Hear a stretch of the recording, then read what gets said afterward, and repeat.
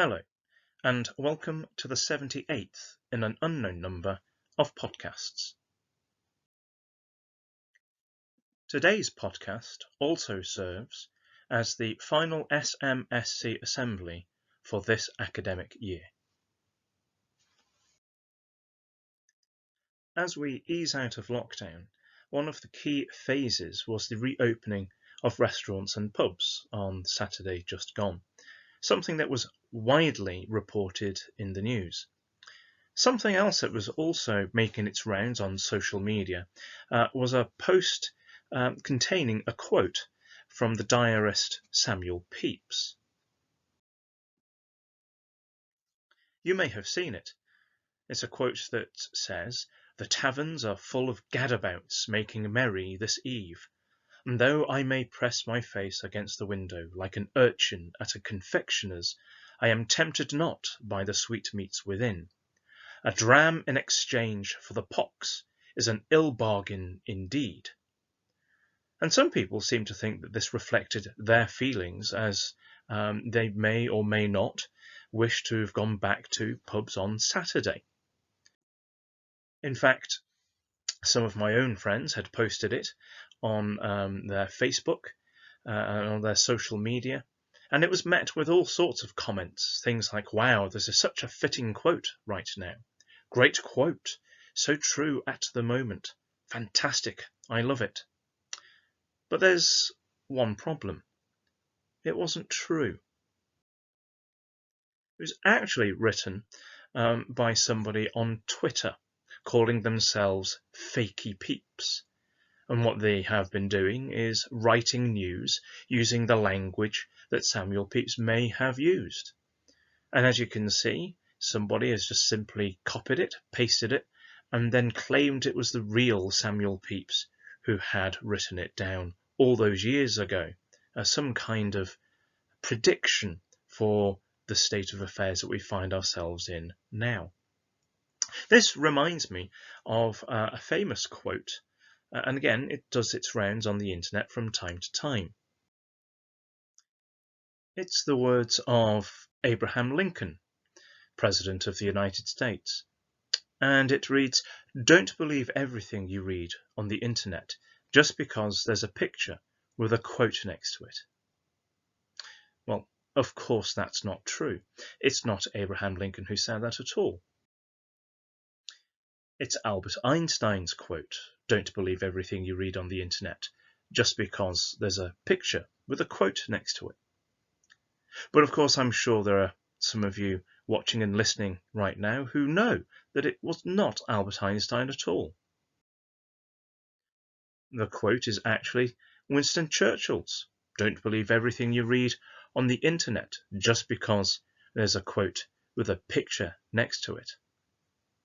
Well, to those of you who maybe think a little bit more about this and realise what's actually being said, you'll begin to wonder, well, it can't have been. It can't have been these men because they predate the internet. And that's true, because the quote actually belongs to Sir Tim Berners-Lee, the inventor of the internet himself. Don't believe everything you read on the internet just because there's a picture with a quote next to it. The thing is, it's not him either. And I know it's not him because I made this particular meme. I found a photograph of Sir Tim Berners-Lee. I typed the words into a meme generator on my phone. I produced this image and I've inserted it into this assembly. I don't actually know who came up with the quote. I don't actually know who it was who first put that quote together with a historical figure claiming that it was their words. And so it actually brings to mind the fact that we need to be very careful about the things that we are exposed to, the things that we see, the things that we read. In these times where people talk about fake news more often than not, it's really important that we question the things that we read and see. It's important that the things that are in newspapers or in articles on the internet, it's important for us to check whether or not they are true. But there's a problem, because it's not just things that people make up and pretend it's to be real news. Sometimes we have to be careful with things which were once true and now aren't at all. For example, when I was at school, I was taught that there are 9 planets in our solar system, and in order to try to remember the names of them, we came up with all sorts of little rhymes and mnemonics in order to do so. Some of you may well be familiar with my very easy method, just speeds up naming planets. And I'm sure some of you will have your own little rhymes to help you remember. Now, I suppose it's important for me as a physics teacher to very quickly state that the picture that you can see on the screen right now obviously is not to scale. However, time has moved on, and Pluto is no longer regarded as a planet. It was redesignated a few years back as a dwarf planet. And so actually what I was taught now is no longer true. Students today are taught that there are 8 planets. Pluto is a dwarf planet, and so it doesn't count anymore. And to me, that still just seems a little bit odd. How it is that something that was taught and I held to be true is now different, given new information or a new interpretation or better understanding of the world and indeed the universe around us. Something else that was reported recently in the news, though not as widely as restaurants and pubs reopening, was the United Nations World Refugee Day. World Refugee Day is every 20th of June, and there was a statement that was put out by the United Nations that read as follows. The COVID-19 pandemic and the recent anti-racism protests have shown us how desperately we need to fight for a more inclusive and equal world, a world where no one is left behind. It has never been clearer that all of us have a role to play in order to bring about change. Everyone can make a difference. This is at the heart of the United Nations High Commissioner for Refugees World Refugee Day campaign. This year, we aim to remind the world that everyone, including refugees, can contribute to society, and every action counts in the effort to create a more just, inclusive, and equal world. In recent times, lots of things have been written about refugees, and sometimes it's not always true. And equally, there are certain words that are used in the media or used in reports on the internet, which sometimes are being used incorrectly. All sorts of words sometimes start to get used interchangeably. And so I think it's important just to remind ourselves what certain keywords actually mean. Refugee, for example, is a person who has been forced to leave their country in order to escape war, persecution, or natural disaster. Words that are also used in certain reports is asylum seeker. An asylum seeker is a person who has left their home country as a political refugee and is seeking asylum in another. And asylum, in case you're wondering, is the protection granted by a state to someone who has left their home country as a political refugee. Migrant is another word that sometimes is misunderstood, and it's a person who moves from one place to another in order to find work or better living conditions. And finally, immigrant. An immigrant is a person who comes to live permanently in a foreign country. To go back to the fake Samuel Pepys diary entry, it is important, therefore, to question sometimes the words that people use.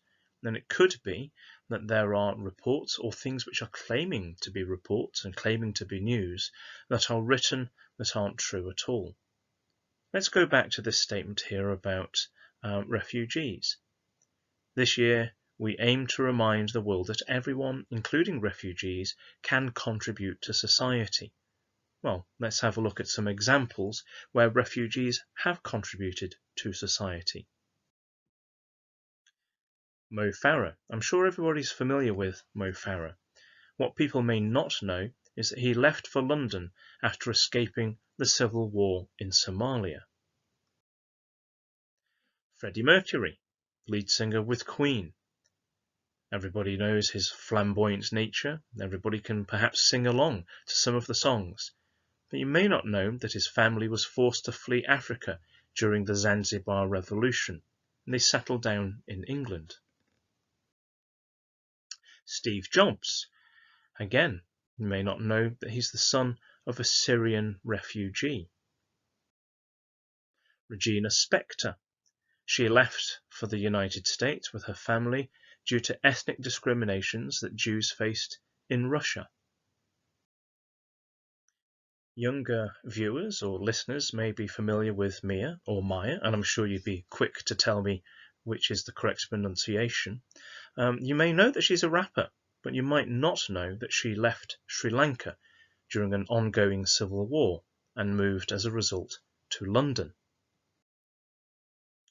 If you're a fan of Les Mis, you'll know it's based on a book written by Victor Hugo, and he was forced to flee France during Napoleon III's coup d'etat.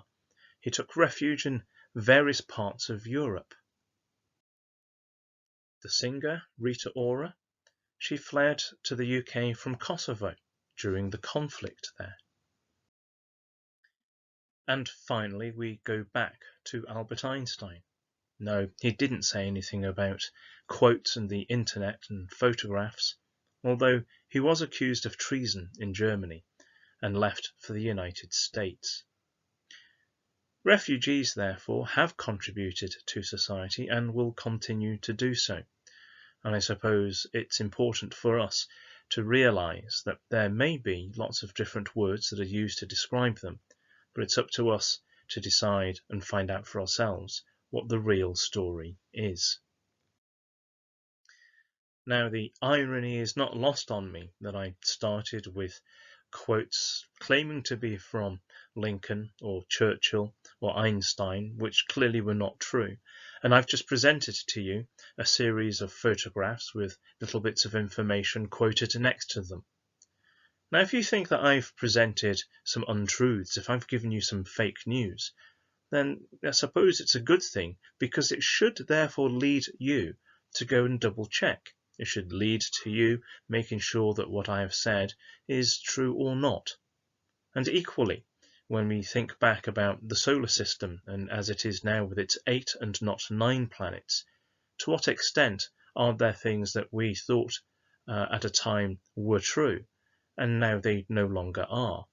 How many things do we hold on to as being true because we were told they were true, but actually times have moved on, and with more information and with a new perspective, perhaps things have altered and what we thought was true no longer is. So when it comes to the media and news and things which are being reported, are we accepting comforting lies? Or are we confronting things, questioning things, and perhaps having to live with the unpleasant truth? And equally, what about the things that we thought that we knew? What about our own opinions? Has time changed certain things, and are we prepared to confront ourselves and think about the unpleasant truths rather than the comforting lies? To sum up, there may be times in life when you are told things which aren't true. And what makes things worse, perhaps, is that you don't know that you're being lied to at the time. So I leave you with the thought, to what extent are you going to check? To what extent are you going to question? How often are you going to make sure that the things that you are told are actually true?